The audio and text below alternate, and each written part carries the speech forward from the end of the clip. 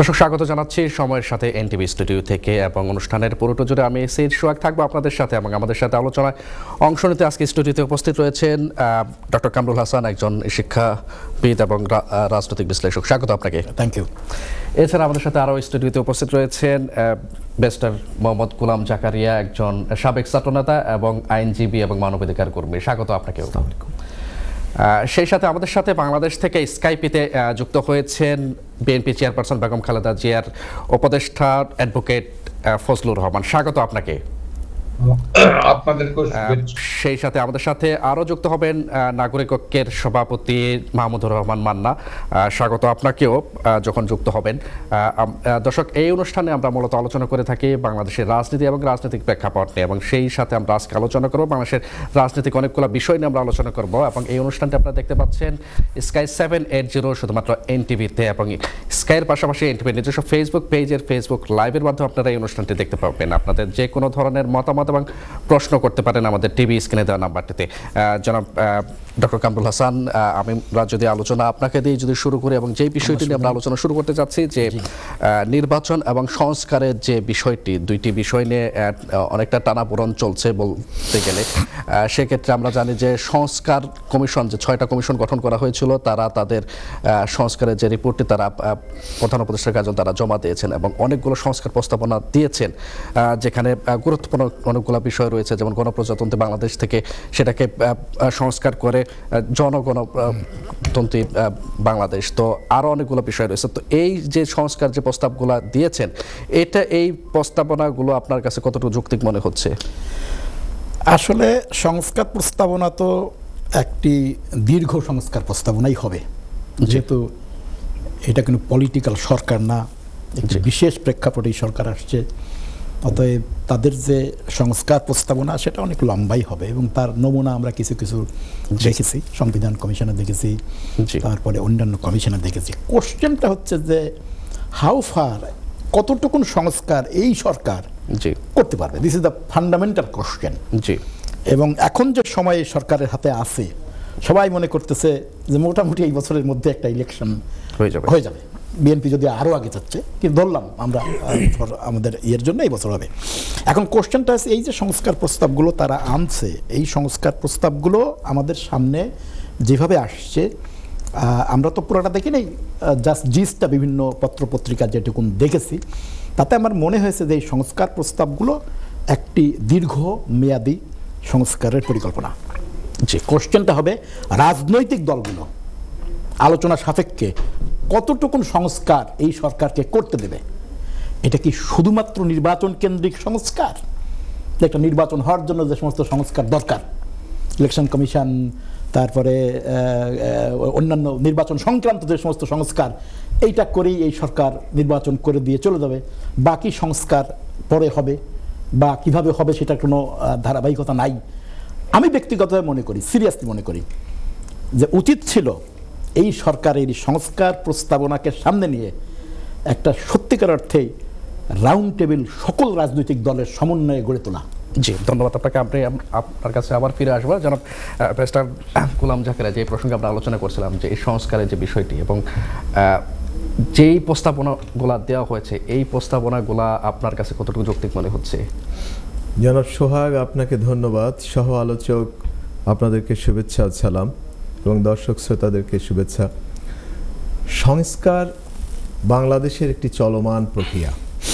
স্বাধীনতা উত্তর বাংলাদেশে, স্বাধীনতা থেকে আজকের এ পর্যন্ত এর আগে অনেক সংস্কার হয়েছে, তা এখনও সংস্কারের উদ্যোগ নেওয়া হয়েছে। সংস্কার করার জন্য কিছু কমিশন গঠন করা হয়েছে, তারা তাদের মতো বিভিন্ন ধরনের নীতিমালা প্রস্তাবনা আকারে দিচ্ছেন।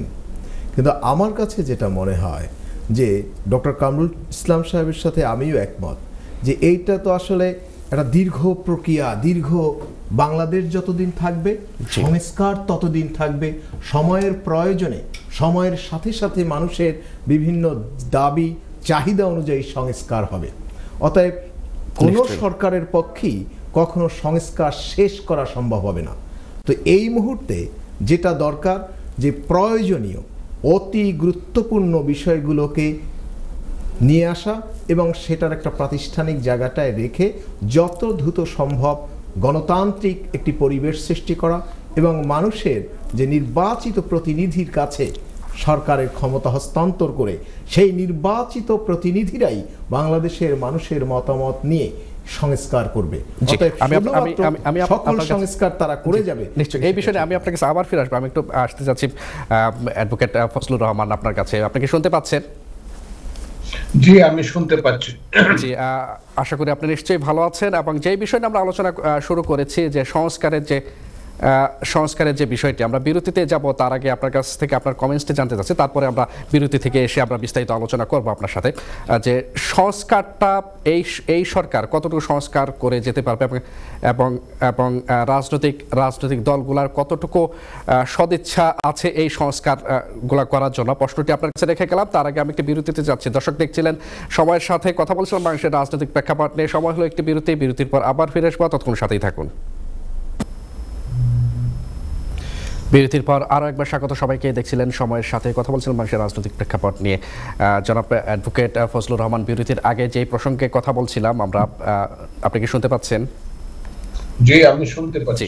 আজানের বিরতির পর আবারও স্বাগত আপনাকে। এবং যেই প্রসঙ্গে আমরা কথা বলছিলাম যে সংস্কারের যে বিষয়টি, এবং সংস্কার কমিশন যে সংস্কারে কতগুলো প্রস্তাবনা দিয়েছেন, এগুলো আপনাকে কতটুকু যৌক্তিক মনে হচ্ছে?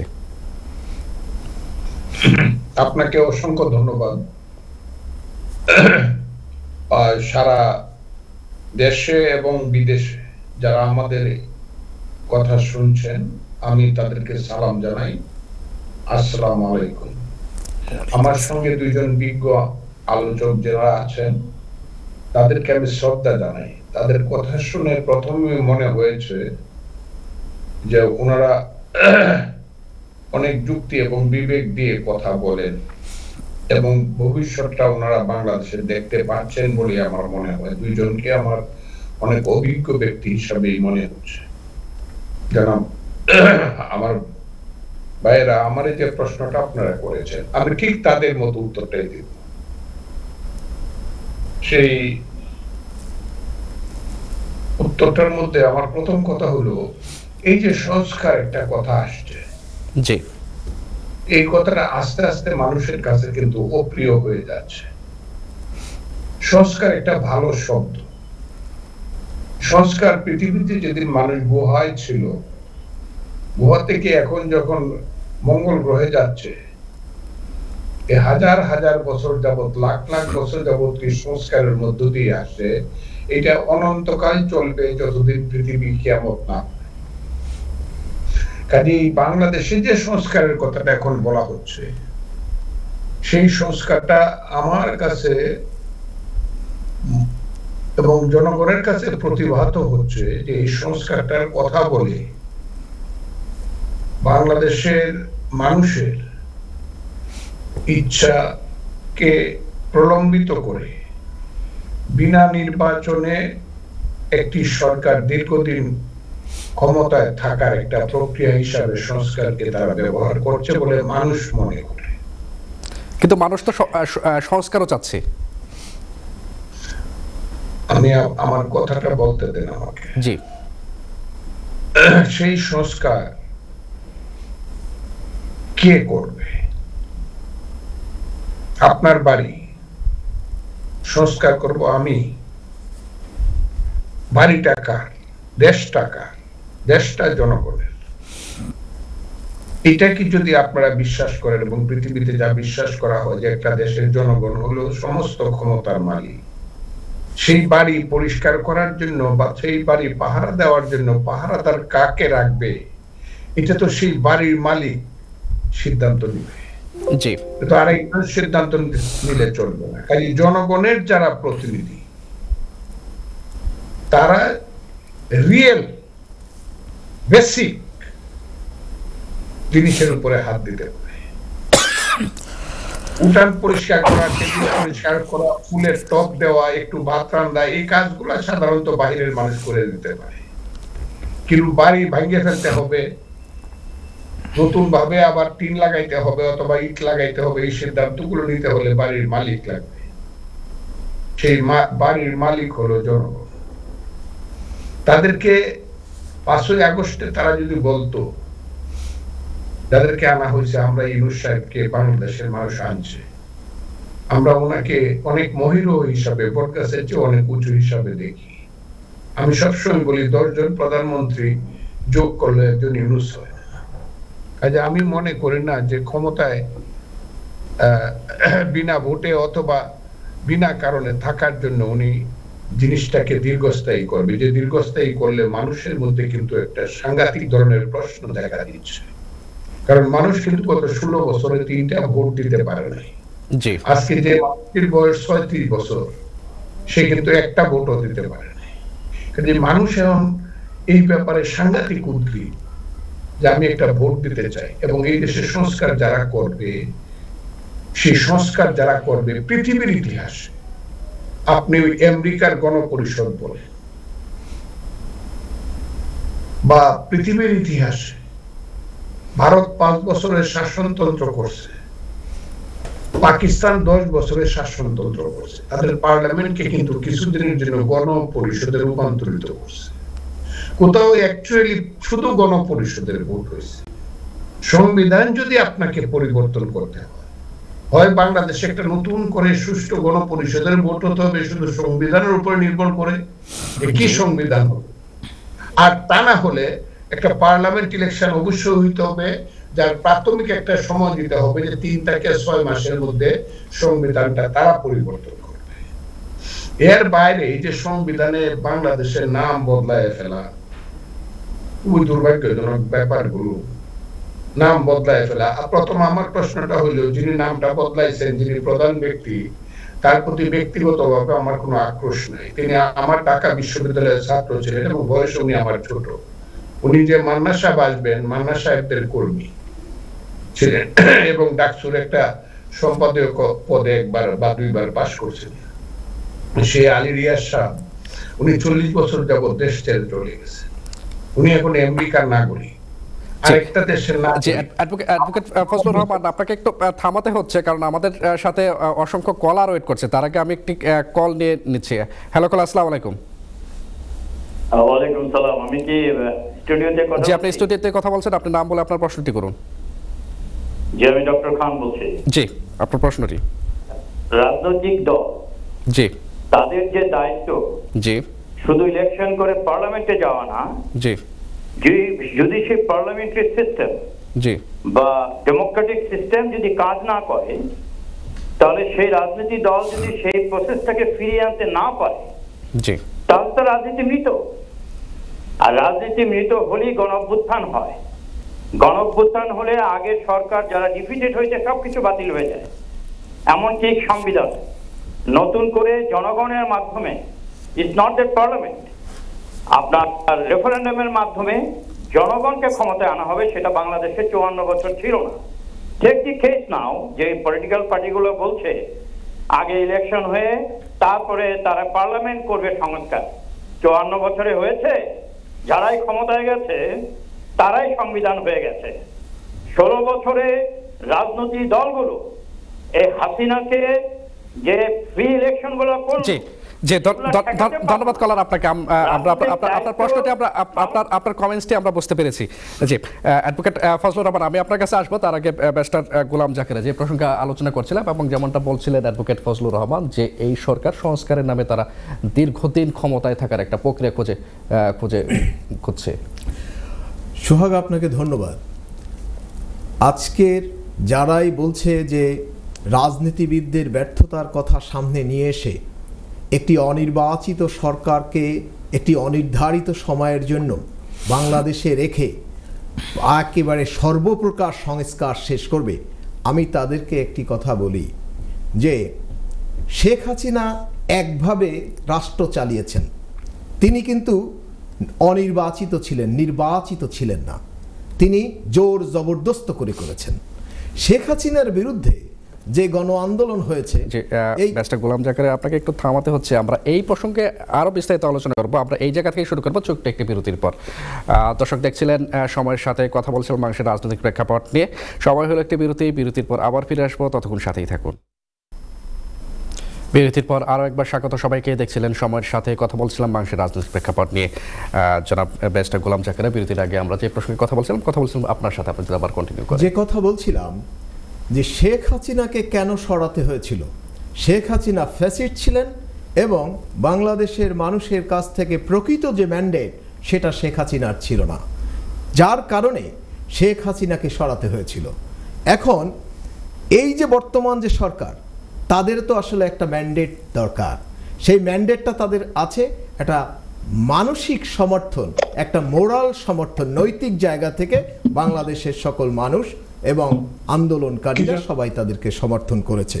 কিন্তু সেটা কতদিন যদি তারাও তাদের মতো করে এই বিষয়গুলোকে চালাতে চায়, সেটা তো আসলে কোনো গণতান্ত্রিক রাষ্ট্রে সেটা তো আসলে চলতে পারে না। কারণ আমি অ্যাডভোকেট জনাব ফজলুর রহমানের সাথে আমি বলতে চাই, উনি যথার্থই বলেছেন রাষ্ট্রের মালিক কে? রাষ্ট্রের মালিক জনগণ, এবং এই রাষ্ট্রটা কিভাবে চলবে সেটা নির্ধারিত করবে জনগণ। কিন্তু যদি এই বর্তমান যে অন্তর্বর্তী সরকার, তারা যদি এইটাকে অশ্রদ্ধা করে বা পাশ কাটিয়ে নিজেদের মতো আনসার্টেন টাইম নিয়ে তারপরে যদি চালাতে চায়, সেটা আসলে আমার মনে হয় যে বর্তমান যে গণ অভ্যুত্থান হয়েছে সেটার যে স্পিড, সেই স্পিডটাকে স্লো করে দেবে, নাম্বার ওয়ান। নাম্বার টু হলো যে আজকের এত সংস্কারের কি কি ইস্যুতে শেখ হাসিনার বিরুদ্ধে আন্দোলন হয়েছিল। কোটা বিরোধী আন্দোলন থেকে যখন এটা মার্চ করলো, এক দফার আন্দোলনে চলে গেল, সেই এক দফার আন্দোলনে শেখ হাসিনার পতন হলো, মাঝখান থেকে ফ্যাসিস্টের কারণে আমাদের দেশে শত শত লাশ আমাদেরকে দেখতে হলো। কিন্তু এখন এর স্পিডটা কি? এর স্পিডটা ছিল বাংলাদেশের মানুষের, জনগণের যে গণতান্ত্রিক যে অধিকার, সেই অধিকারগুলো প্রতিষ্ঠিত হবে। কিন্তু এখন সেই অধিকার প্রতিষ্ঠিত করা বর্তমান অন্তর্বর্তীকালীন সরকারের জন্য কখনই এটা সম্ভব না। কেউ যদি এটাকে চাপিয়ে দেয় সেটা আলাদা বিষয়, বলা যাবে চাপিয়ে দেয়া যাবে, কিন্তু একটি রাষ্ট্রের কিছু বেসিক বিষয় আছে। এক হলো আবেগ, আর হলো একটি রাষ্ট্রের যে যথার্থ যে প্রিন্সিপালগুলো আছে। একটি রাষ্ট্রকে সুশাসনের দিকে নিয়ে যেতে হলে সেটা এই গণতান্ত্রিক প্রক্রিয়ায়, রাজনৈতিক প্রক্রিয়ার মধ্য থেকেই যেতে হবে। যদি রাজনৈতিক প্রক্রিয়ার বাইরে গিয়ে যদি কেউ এগুলো করতে চায়, আমার মনে হয় সেক্ষেত্রে সমালোচনাই না, সেক্ষেত্রে চরমভাবে ভয়ঙ্কর পরিস্থিতির মুখোমুখি হতে পারে দেশ এবং বর্তমান সরকার। জি, ধন্যবাদ আপনাকে। আমরা আপনার কাছে আবার ফিরে আসবো। আমাদের সাথে বাংলাদেশ থেকে যুক্ত হয়েছেন নাগরিক ঐক্যের সভাপতি মাহমুদুর রহমান মান্না। মাহমুদুর রহমান মান্না, আপনাকে স্বাগত। Thank you. জি, আমরা যে প্রসঙ্গে কথা বলছিলাম জনাব মাহমুদুর রহমান মান্না, আপনি যে সংস্কারের যে বিষয়টি এবং এই সরকার কতটুকু সংস্কার করে যেতে পারবে এবং কতটুকু সংস্কার হলে করার পরে একটি যৌক্তিক নির্বাচন দিতে পারবে এবং সেটা যুক্তিযুক্ত হবে, এবং রাজনৈতিক দলগুলা সেই সময় দিবে কিনা? রাজনৈতিক দলগুলো কতখানি সময় দেবে না দেবে প্রশ্নটা এইখানে দাঁড়ায় না। বিষয়টা হচ্ছে যে আমরা ধরেন বলতে গেলে তো 15 বছর ধরেই লড়াই করছি। জনগণ এই 15 বছরের সংগ্রামে ধীরে ধীরে সবাই জড়িত হয়েছেন। প্রাথমিকভাবে বিষয়টা ছিল গণতন্ত্র হরণ, ভোটের অধিকার হরণ, এবং শেষ পর্যন্ত বিষয়টা এখান থেকেছে যে ভোটের অধিকার প্রতিষ্ঠা করতে হবে, গণতন্ত্র ফিরিয়ে আনতে হবে। সেই জন্যই একটা ইলেকশন হতে হবে, যে ইলেকশনটা শেখ হাসিনা যেরকম করে করেছেন ওরকম নয়, বরঞ্চ যে ভোটটা সবাই গ্রহণ করবে একটা কোয়ালিটি ভোট হবে, এবং সেই ভোটের মধ্যে দিয়ে আমরা পরবর্তী আরো উন্নত ধাপে পা দিয়ে রাখতে পারবো। তো ওই রকম একটা নির্বাচনের জন্য আমাদের দরকার ছিল সংস্কার, এবং প্রধানত এই কারণে সংস্কারে খেয়াল করেছেন আপনারা, যতজনই যে সমস্ত দাবি দিয়েছেন তার মধ্যে প্রিন্সিপালি ফোকাস করা হয়েছে যে আপনার কনস্টিটিউশনের কি কি চেঞ্জ আনা যায়। জি, জনাব মাহমুদুর রহমান মান্না, আপনাকে একটু থামাতে হচ্ছে। আপনার বোধহয় ক্যামেরাটা অফ করা, আপনি যদি একটু অন করেন তাহলে আমরা আলোচনা করে আরেকটু মজা পেতাম। তোকে কথা অন করা ছিল সেটা আমি বুঝতে পারছি না, আবার দেখি। ঠিক আছে, জি জি, আমি আপনার কাছে আবার ফিরে আসবো। আপনি ততক্ষণে হয়তো বা ক্যামেরাটা অন করবেন। জি, অ্যাডভোকেট ডক্টর কামরুল হাসান, যে প্রসঙ্গে আমরা আলোচনা করছিলাম যে সংস্কারের যে বিষয়টি, অনেকের ভিন্ন মত রয়েছে এবং দর্শকের যে কোশ্চেনটি ছিল, যে তার যে কমেন্টসটি ছিল, যে রাজনৈতিক দলগুলা 53 বছরে যেই কাজগুলো করতে পারেন সংস্কার, তারা দেখেনি যেই কাজগুলো রাজনৈতিক দলগুলোর করার কথা ছিল তারা সেটা করেনি বলেই তারা চাচ্ছে যে এই সরকার, অন্তর্বর্তীকালীন সরকার একটা সংস্কার করে তারপর একটা নির্বাচন দিক। আসলে সমস্যাটা কি? সমস্যাটা হচ্ছে, প্রথম সমস্যাটা হচ্ছে যে আমাদের সংস্কারের ইতিহাস কিন্তু খুব সুখকর নয়। আমি যদি একটু ফিরে যাই 90-এর গণ অভ্যুত্থানে, তখনকার দিনের সব রাজনৈতিক দলগুলো স্বাক্ষর করলো যে এই জিনিস তারা করবে।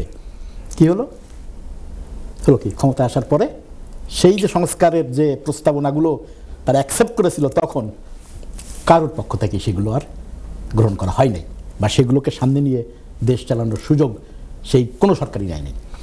বাংলাদেশে কি হয়েছে? আওয়ামী লীগ দেশ চালিয়েছে, বিএনপি দেশ চালিয়েছে, আওয়ামী লীগের সাথে অনেক বাম রাজনৈতিক দলগুলো মিলে দেশ চালিয়েছে, ঠিক কিনা? আবার বিএনপির সাথে জামাত মিলিয়েও দেশ চালিয়েছে। তাহলে দেখা যাচ্ছে যে সকল দলেরই কিন্তু, মেজর দলগুলোর বাংলাদেশে দেশ চালানোর একটা পার্টিসিপেশন বা দেশ চালানোর অভিজ্ঞতা তাদের আছে।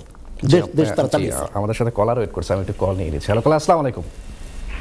হ্যালো, আসসালামু আলাইকুম। ওয়ালাইকুম সালাম। যে দর্শক, আপনার প্রশ্নটি কি? খুব আমার প্রশ্ন হলো, পৃথিবীর মধ্যে বাংলাদেশ একটা স্বাধীন দেশ, আমরা কমনওয়েলথের মেম্বার, অর্গানাইজেশন ইসলামিক কাউন্সিলের মেম্বার, ইউনাইটেড নেশনের মেম্বার, কিন্তু 2002 1 জুলাই বাংলাদেশের যে সংবিধানের সংস্কার করা, ও সংস্কারের অনুযায়ী দুইটা লাইন লাস্টের যে 2 লাইন, কয়েক লাইন লেখা আছে, সংবিধান লেখা আছে। কোফি আনান জানা মতো, কোফি আনান খুশি হইছেন। দর্শক, আপনার প্রশ্নটি স্পেসিফিক না। ধন্যবাদ আপনার কমেন্টসের জন্য। জি ডক্টর কামরুল হাসান। এই জন্য আমি বলতেছি, যেমন মনে করেন সংস্কারের যে প্রস্তাবনাগুলো আমরা দেখছি, সবচেয়ে বড় কোশ্চেন যে এখন ফজলুর রহমান ভাই বলতে চেষ্টা করেছেন, আমার জাকির যে মনে করো পার্লামেন্ট বলা হচ্ছে যে 400 আসনের একটা হবে আর 100 আসনের একটা হবে, এই যে আর অনেক কিছু। এগুলো কি নির্বাচিত সরকার করবে? নির্বাচন হওয়ার পরে পরবর্তীতে সরকার আসবে সেটা করবে, না এগুলো সব সংস্কার এখনই এই সরকার করবে, একটি গণপরিষদ তৈরি করবে? বা এর কিন্তু কোনো ব্লুপ্রিন্ট কিন্তু দেওয়া হয়নি। সংস্কারের সব থিওরিটিক্যাল প্রস্তাবনা দেওয়া হয়েছে সব গ্রুপ থেকে, আমি পড়েছি সংস্কারের কিন্তু হাউ টু ইমপ্লিমেন্ট দিস, ইমপ্লিমেন্টটা কিভাবে হবে, এই সরকার কতটুকু ইমপ্লিমেন্ট করবে? মৌলিক প্রশ্ন কিনা যে 400 আসনের আর 100 আসনের পার্লামেন্ট কে করবে? এখন কি নতুন করে ওই ইলেকশন বাদ দিয়ে, আমাদের যে ইলেকশন গতানুগতিক যে ইলেকশন করে থাকি সেই ইলেকশন বাদ দিয়ে কি নতুন গণপরিষদের নির্বাচন করা হবে? যেটা অনেকেরই জন্যই মেনে নেওয়া খুবই কঠিন, যে এখন তাহলে এইটা আগে করতে হবে গণপরিষদের করে। সংকালে আলী রিয়াজ তো এগুলোই বলেছে, আলী রিয়াজ এগুলোই দিয়েছে, আমেরিকা থেকে ভাড়া করে আনছি আমরা তাকে, সে তো এগুলোই বলেছে। এবং অনেক অনেক কষ্ট করে, অনেক কাঠখড় পুড়িয়ে, বহু মেম্বার নিয়ে, আপনার কী বলে এটাকে, ওয়েবসাইটে দিয়ে, জনগণের মতামত নিয়ে সেদের সংস্কারের মাস্টার প্ল্যান দিয়েছে। ঠিক একইভাবে সবগুলো সংস্কারের আই অ্যাগ্রি, কিন্তু আমি বলতেছি না যারা যথেষ্ট কষ্ট করে এই সমস্ত সংস্কার, কিন্তু অল থিওরিটিক্যাল।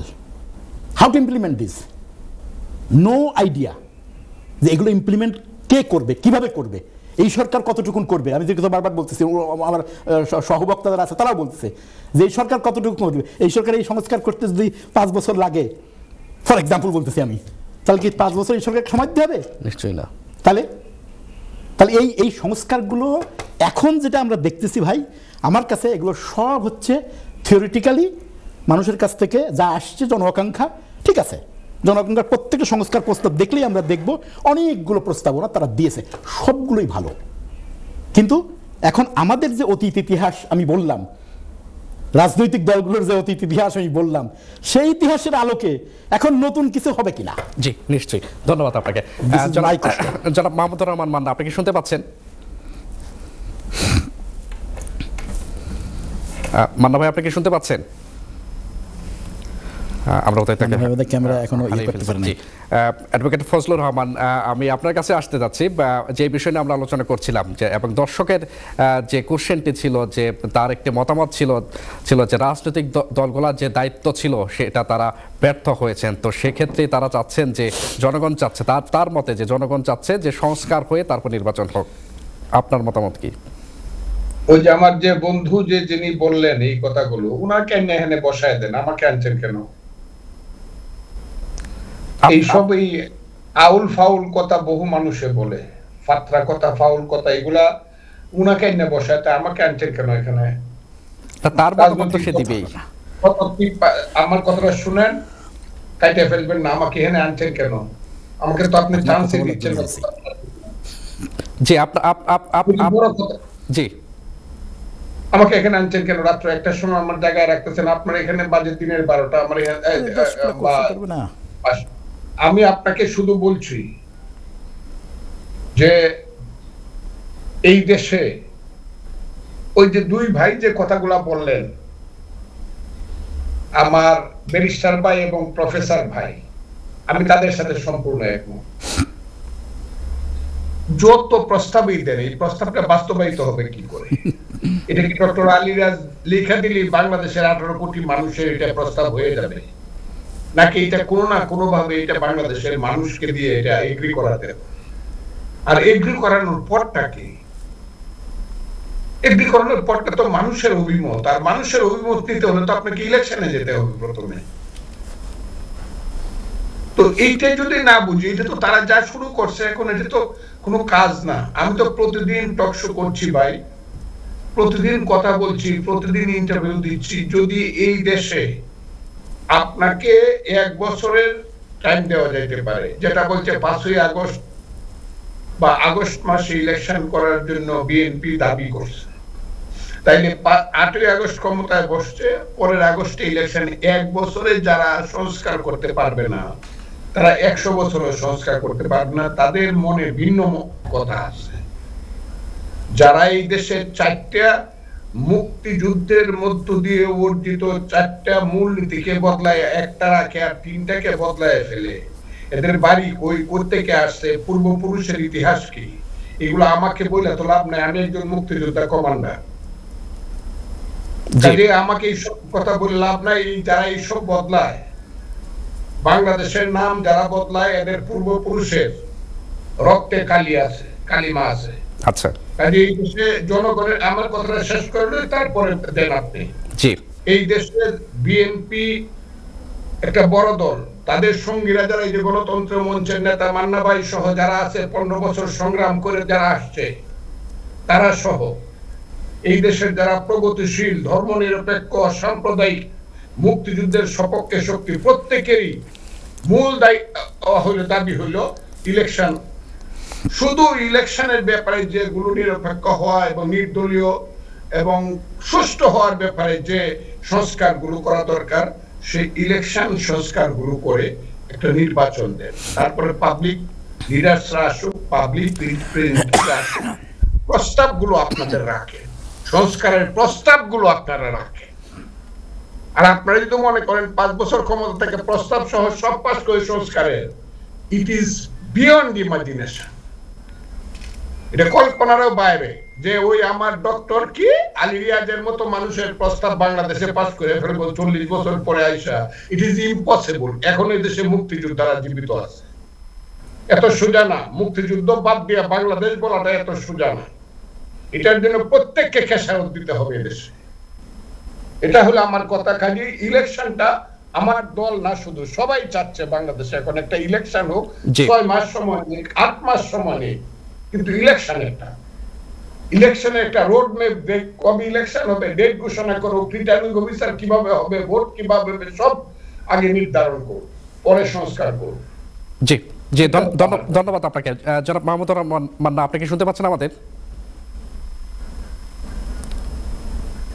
আচ্ছা, ব্যারিস্টার গোলাম জাকারিয়া, আমি আপনার কাছেই আসতে যাচ্ছি যে প্রসঙ্গে সংস্কারের যে বিষয়টি, যে জনগণ এবং রাজনৈতিক দলগুলোর মধ্যে এক একজন এক এক ভিন্ন মত থাকতেই পারে। তো সেক্ষেত্রে আপনার কি মনে হয় যে কতটুকু সংস্কারের পর যেমন বিএনপি বলছে যে জুনের মধ্যে নির্বাচন দিতে হবে, জুন জুলাইয়ের মধ্যে, তো সেক্ষেত্রে জুন জুলাইয়ের মধ্যে নির্বাচন দেওয়া কি সম্ভব হবে কিনা? জনাব সোহাগ, আগস্টের মধ্যে বলছে, আগস্ট, নট জুন জুলাই। জনাব সোহাগ, আপনাকে ধন্যবাদ। এখানে জনাব অ্যাডভোকেট ফজলুর রহমান সাহেব এবং জনাব মাহমুদুর রহমান মান্না সাহেব আছেন।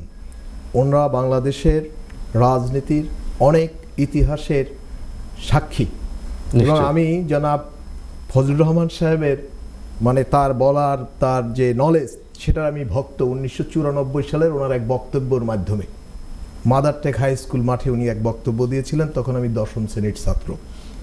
সো আমি ওনার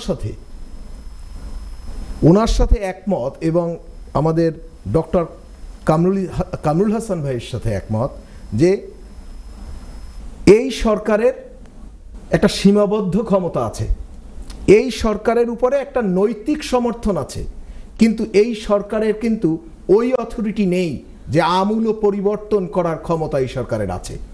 যদি এই সরকারকে দিয়ে কেউ এই জাতীয় বিষয় করাতে চায় বা চাপিয়ে দিতে চায়, তাহলে সেটার বিপরীতে যে অন্য ধরনের আর একটা রিপার্কেশন হবে না, সেইটার কিন্তু নিশ্চয়তা দেয়া যাচ্ছে না। নাম্বার 1, যেমন আমি আপনাকে বলি, আজকের যারা এই সরকারকে দিয়ে সংস্কার মানে কি বলে, সংস্কারতন্ত্র জাতীয় একটা বিষয় মানসিকতা পোষণ করছে, তাদেরকে বলে, যেমন শেখ হাসিনা বলেছিল উন্নয়নের গণতন্ত্র। এটার মধ্যে আমি কোনো তফাৎ পাচ্ছি না। আপনাকে একটা রাষ্ট্র আছে, সেই রাষ্ট্রের কিছু রীতিনীতি বিধিবিধান আছে, একটা রাষ্ট্র কিভাবে চলে তার একটা প্রসেস আছে। এর বাইরে গিয়ে আপনি হঠাৎ করে আনসার্টেন টাইমের জন্য কাউকে চাপিয়ে দিয়ে তারপর ওই রাষ্ট্র চালাতে পারেন না, ওই রাষ্ট্র ব্যর্থ হয়ে যাবে। যেই গণ অভ্যুত্থান হয়েছে, এই গণ অভ্যুত্থান ডক্টর কামরুল হাসান বলেছেন 1990 সালে গণ অভ্যুত্থান হয়েছে, 7ই নভেম্বরে গণ অভ্যুত্থান হয়েছে, আবার 2024-এ গণ অভ্যুত্থান হয়েছে, কিন্তু স্বাধীনতা কিন্তু একবার হয়েছে। স্বাধীনতা বাংলাদেশের মানুষের, আর কিন্তু রাষ্ট্রীয় যে স্বাধীনতা, সেই স্বাধীনতার জন্য যুদ্ধ করতে হবে না। আবার আপনি দেখবেন 10 বছর পরে আবার একটি গণ অভ্যুত্থান হবে, আবার হয়তো বা কোনো ফ্যাসিস্ট সরকার যদি আসে তার বিরুদ্ধে ব্যবস্থা নিতে হবে। যত সংস্কার করেন, এই সংস্কারের বিপরীতেও যদি কেউ জগদ্দল পাথরের মতো ক্ষমতার উপরে চেপে বসে, আপনি তখন কি করবেন? বাংলাদেশের সংবিধানে অনেক আর্টিকেল আছে, যেই আর্টিকেলগুলো সুশাসনের কথা বলা আছে, কিন্তু যখন কেউ চাপিয়ে দিয়েছে তখন সেটা কিন্তু সেই মুহূর্তে তার শক্তির বিপরীতে রোধ করা যায় নাই, একটা সার্টেন টাইমের পরে তাকে উচ্ছেদ করা গেছে।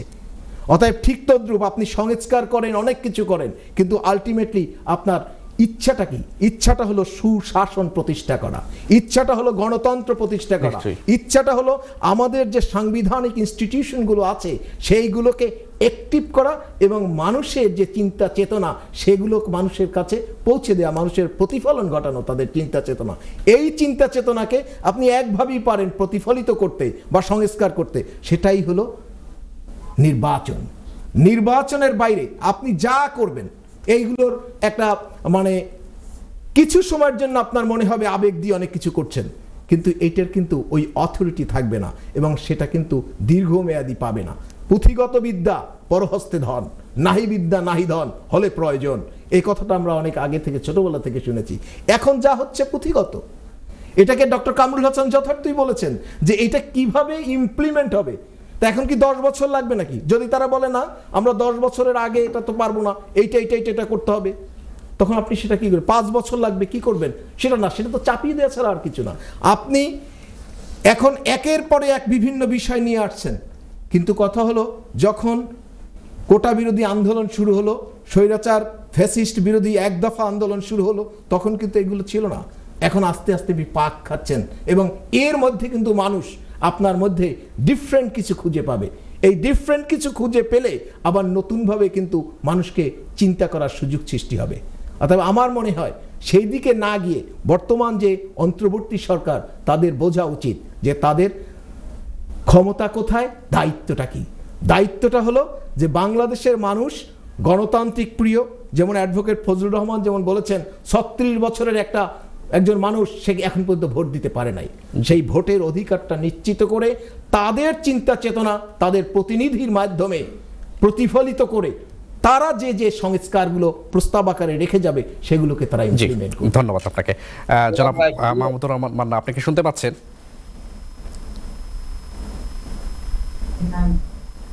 আমরা বোধহয় তাকে হারিয়ে ফেলছি। জি না, আমি চাচ্ছিলাম ডক্টর কামাল মান্না হাসান। ভাই আসলে আলী রিয়াজ ভাই তো মান্না ভাইয়ের ডাকসুর ক্যাবিনেটের সাহিত্য সম্পাদক ছিল, মান্না ভাই তাকে খুব ভালোভাবে চিনে আর জি।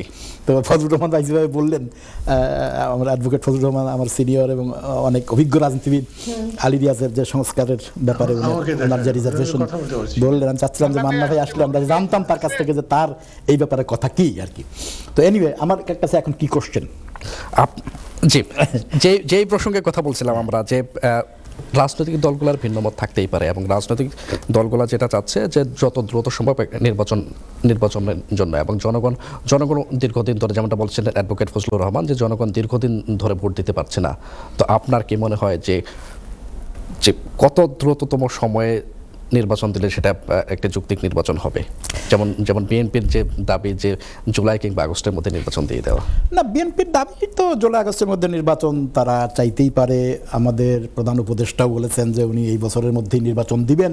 অতএব একটা মোটামুটি তো কাছাকাছি তো আছে, তাই না? একটা কাছাকাছি ডেট তো আছে, তাই না? উনিও তো বলেছেন যে এই বছরের শেষের দিকে বা ডিসেম্বর, হ্যাঁ এরকম একটা আছে।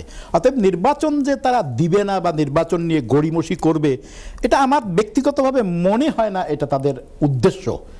এবং যদি করার কোনো কারণ থাকতে পারে না, কারণ থাকতে পারে না, এই জন্য থাকতে পারে না যে সমস্ত সংস্কারের বান্ডিল অফ সংস্কারের যে নথি দেখেছি আমরা, এই বান্ডিল অফ সংস্কার তো তারা করতে পারবে না, এটা ঠিক। সব বক্তাই কিন্তু আমরা একমত যে এই বান্ডিল অফ সংস্কার করা তাদের পক্ষে সম্ভব না। কারণ ওইভাবে ভালো কথা বলতে, কিন্তু এটা কিন্তু কোনো ডেমোক্রেটিক্যালি ইলেক্টেড গভর্নমেন্ট নয়।